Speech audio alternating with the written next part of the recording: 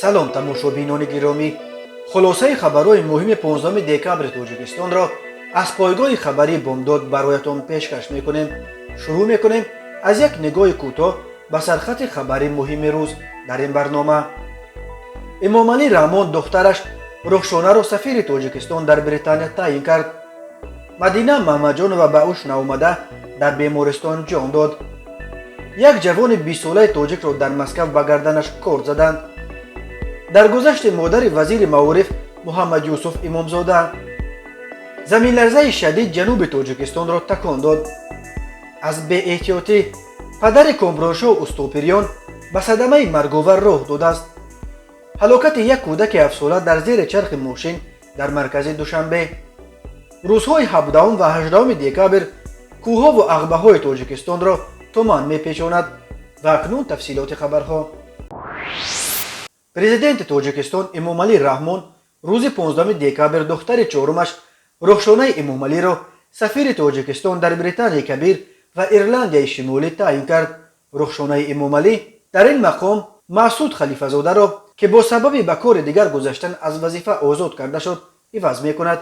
хадамоти матбуоти президент дар шарҳи тағйироти кадрӣ рӯзи 15 декабр бидуни бурдани номи Рухшонаи Эмомалӣ танҳо навиштааст, ки дар ҳайати намояндагиҳои ҷумҳурии Тоҷикистон дар шоигарии Британияи Кабир ва созмони ҳамкориҳои Шанхай низ тағйироти кадрӣ сурат гирифт. Эмомалӣ Раҳмон ва ҳамсараш Азизамо Раҳмонова 9 фарзанд, 7 духтар ва 2 писар доранд. Рухшонаи Эмомалӣ баъди Фирӯза, Озода ва Тахмина духтари чоруми президент ва ҳамсари Шамсулло Соибов молики ширкати Фароз аст. Рухшонаи Эмомалӣ то соли 2012 ки шавҳараш ба ҳайси намояндаи тиҷоратии Тоҷикистон дар Британияи Кабир кор мекард, низ дар Лондон ба сар мебурд ва дар сафорати Тоҷикистон кор мекард. баъди бозгашташ ба Тоҷикистон Рухшонаи Эмомалӣ дар вазорати корҳои хориҷӣ ба кор даромад ва дар солҳои охир дар мақоми муовини сардори раёсати созмонҳои байналмилалии ин вазорат кор мекард. чанд сол пеш Рухшонаи Эмомалӣ китоберо бо номи асосҳои хизмати дипломатӣ нашр ва маросими рӯйнамоиашро дар вазорати корҳои хориҷӣ барпо карда буд. Мадина Маҳмаҷонова сокини 32 солаи Душанбе, ки бар асари парвандаи пурсарусадои азобу уқубати ӯ дар додгоҳи олии Тоҷикистон ҳанӯз идома дорад, нимаи дуюми рӯзи 15 декабр дар маркази миллии тиббии шифобахш вафот кард. Мадина аз 25 август дар тӯли қариб 4 моҳ дар ин ҷо дар ҳолати кома таҳти табобат қарор дошт, вале ба уш наомада тарки ин дунё кард. ҳамагӣ як рӯз қабл аз марги Мадина шоми 14 декабр додгоҳи олии Тоҷикистон бо эълони нахустин ҳукм дар чорчӯби парвандаи ӯ марди ҳамзисташ Парвиз Давлатов, як мақоми баландпояи ширкати Мегафон ва фарзанди Давлаталӣ Давлатзода, муовини собиқи Эмомалӣ Раҳмон, дар раҳбарии ҳизби ҳокими халқии демократии Тоҷикистон ба 8 соли зиндон маҳкум кард, вале билофосила бар асоси қонуни авф ҳукми ӯро то 5 солу 4 моҳи зиндон поин оварданд. Парвиз Давлатов таври қаблан Додстонии кули Тоҷикистон хабар дод ба азобу уқубат айбдор мешуд, вале додгоҳ ӯро ҳамчун ба бисёрзанӣ ва расондан ба ҳолати худкушӣ айбдор донист. муҳокимаи парвандаи Азиза Давлатова, ҳамсари аввали Парвиз Давлатов ва гумонбаршавандаи асосӣ дар азобу уқубати маъшуқаи шавҳараш Мадина Маҳмаҷонова дар додгоҳи олӣ ҳанӯз идома дорад. баъди марги Мадина айбномаи зидди Азиза Давлатоваро метавонанд ба айбномаи наву сангинтар иваз кунанд. Мадина Маҳмаҷонова сокини шаҳри Душанбе охири моҳи августи имсол дар ҳолати беҳушӣ ба беморхона бурда шуд. ба гуфтаи табибон ӯро чунин буғӣ карданд, ки чанд муддат ба майнаи сараш ҳаво нарафтааст ва дар натиҷа як қисми мағзи сари Мадина аз кор мондааст. ин қазия вақте мавриди таваҷҷӯҳ қарор гирифт, ки фаъолони ҷомеаи шаҳрвандӣ ба роҳбарони кишвар муроҷиат карданд ва ҷараёни тафтишотро Рустами Эмомалӣ, раиси Маҷлиси миллӣ ва шаҳрдори Душанбе, шахсан зери назорати худ гирифт. маълум шуд, ки мақомоти милисияи ноҳияи Сино моҳи сентябр аъмони Азиза Давлатоваро ба қонуни авф туғрӣ кунонда кушодани парвандаи ҷиноятӣ ба зидди ӯро рад карданд.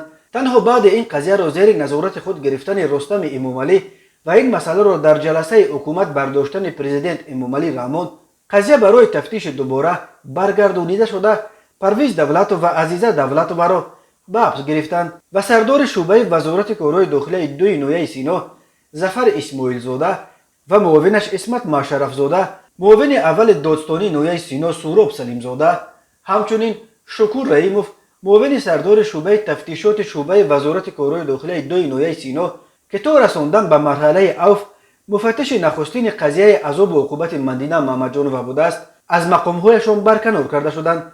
رستم امامعلی و امامعلی رحمان طلب کردند که تا تمام منصبدارانی که به کروپسیا راه داده پوره گرفتند و این پرونده را پوشاندند به جوابگری کشانده شوند. اما مشرف اسمتزاده بلافاصله بعد برکناریش به منصب باز هم بلندتر معاون سردار ریاست کارهای داخلی ولایت سوغد تعیین شد.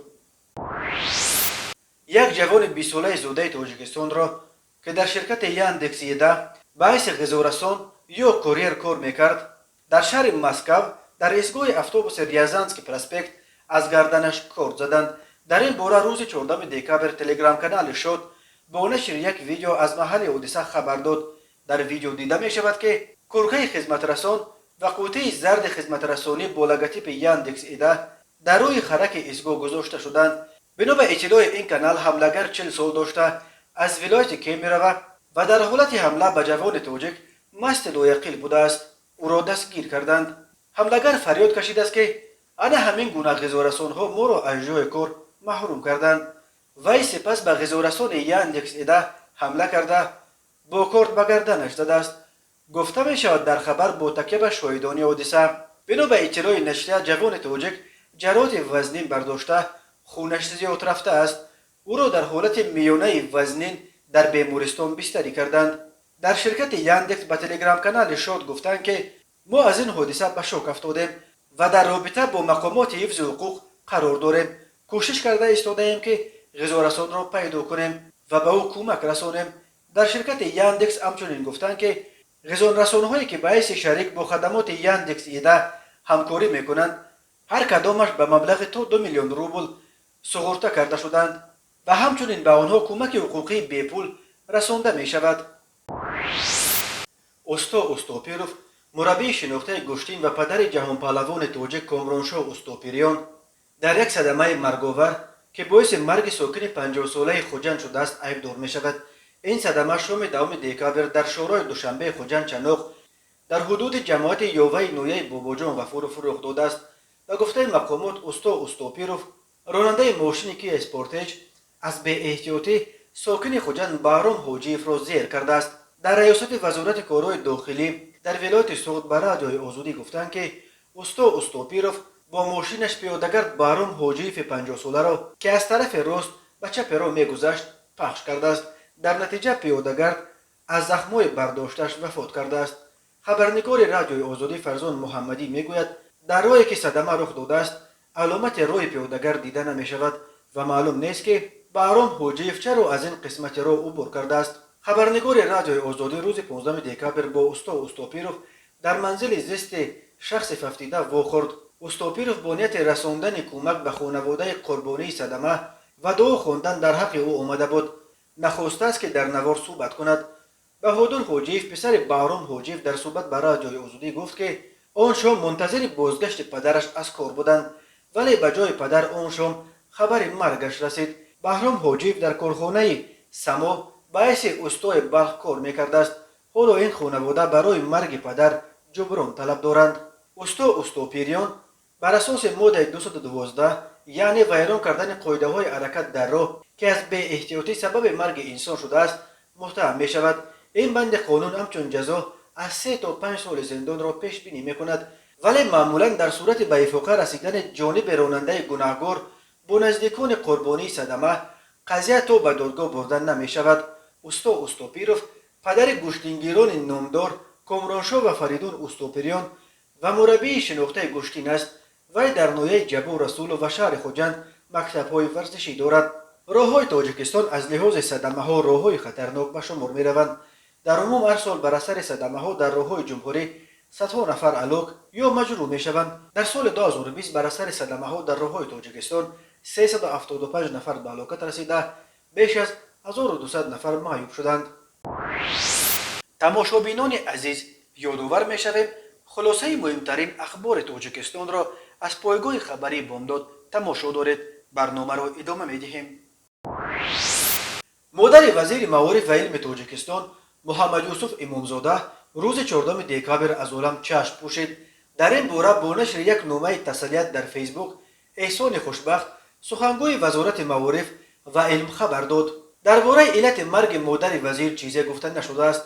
اکادمیک اکادمی ملی علم‌های تاجیکستان دکتر علم فیلولوژی محمد یوسف سیدعلی امامزاده 28 دکامبر سال 1959 در نویه سویت حالا تیمور ملک به دنیا آمده. سال 1981 دانشگاه دولتی تاجیکستان را با اختصاص فیلولوگ معلم زبان و ادبیات تاجیک ختم کرده است. امامزاده سالهای زیاد در پژوهشگاه زبان و ادبیات و دانشگاه ملی کار کرده. از سال 2004 تا 2012 رکتور دانشگاه سلاویانی و از سال 2012 تا آغاز سال 2020 رکتور دانشگاه ملی بود و ماه ینور سال 2020 به جای نورالدین سعید به مقام وزیر معارف و علم تاجیکستان تعیین شد. محمد یوسف امامزاده از سال 2015 تا 2020 وکیل مجلس ملی و رئیس کمیته مجلس بالای پارلمان تاجیکستان نیز بود. اداره پایگاه خبری بامداد نیز در گذشت مادر را به وزیر محترم محمد یوسف امامزاده اظهار تسلیت میکند و برای مرحوم از درگاه خداوند رحمت و مغفرت و برای بازماندگانش صبر جمیل میطلبد. با قرار مجلس وکیلان خلق و قرار رئیس نویه فیض‌آباد باغ فرهنگ مرکز این نویه شهرک فیض‌آباد به نام شاعر معروف تاجیک فرزند برومند این دیار بازار صابر گذاشته شد. مدیر بخش فرهنگ حکومت نویه فیض‌آباد کرامت الله صاحب نظرов به خبرگزاری دولتی خاور خبر داد که همچنین قرار است که سال 2022 با دستگیری حکومت نویه در باغ فرهنگ به نام بازار صابر نیم پیکره شاعر نیز گذاشته شود. به عقیده مقامات فیض‌آباد نامگذاری باغ فرهنگ و گذاشتن نیم پیکره نشان احترام به شخصیت این شاعر زبردست می باشد. بازار صابر 20 نوامبر سال 1938 در دهه صوفیان نویه فیض‌آباد به دنیا آمده. سال 1962 رشته زبان و ادبیات تاجیک دانشگاه دولتی تاجیکستان را ختم کرده. نخستین مجموعه اشعار بازار صابر با نام پیوند سال 1972 روی چاپ آمد. سالهای 70 و 80 نقطه اوج شهرت شعر بازار صابر بود و او با یک سلسله شعرهایش به مثل زبان مادری، دیوار بخارا، از خون سیاوشم، سینا و کتاب‌های چشم سفیدار، با چمیدن با چشیدن، از گلخور تا سیمخور، آفتاب نهال در شعر تاجیک عصر 20 انقلاب برپا کرد. بازار صابر بخصوص در گفتن اشعار وطن دوستانه و همچنین در تصویرهای زیبای طبیعت دیار به ویژه از زادگاهش فیض‌آباد مهارت ناتکرار نشان میداد و او را برحق یکی از تواناترین گویندگان شعر تصویری در ادبیات معاصر تاجیک نام میبرند. بازار صابر سال 1990 از حوزه فیض‌آباد وکیل شورای عالی پارلمان وقت تاجیکستان انتخاب شد و به طور فعالانه به حوادث سیاسی اولهای سالهای 90 پیوست.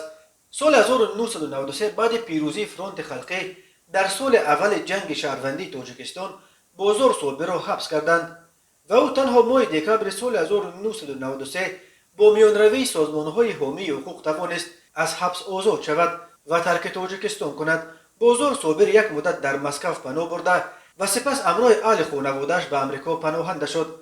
بازار صابر تا سال 2013 نزدیک 20 سال در شهر سیتل امریکا به سر برد و سال 2013 با دعوت پرزیدنت تاجیکستان امامعلی رحمان به وطن برگشت. بازار صابر یکم ماه سال 2018 همگی نیم سال پیش از 80 سالگیش در سیتل از عالم چشم پوشید. جنازه او را از امریکا به وطن آوردند و در آرامگاه لوچوب به خاک سپاریدند. مرکزهای بین المللی زلزله نگاری خبر دادند که شب 15 دکامبر ساعت 9:17 با وقت تاجیکستان یک زمین لرزه شدید جنوب این کشور را تکان داده است. بنا به گزارش‌ها شدت زمین لرزه در مرکزش 22 کیلومتری جنوب شرقی چوپک یک موضع واقع در حدود نویه همدانی در مرز تاجیکستان با افغانستان طبق جدول ریختر 4.8 بال را تشکیل داده است. درباره کدام خسارات بر اثر زمین لرزه گزارش نشده است. تاجیکستان در منطقه زلزله‌خیز قاره آسیا جایگیر شده.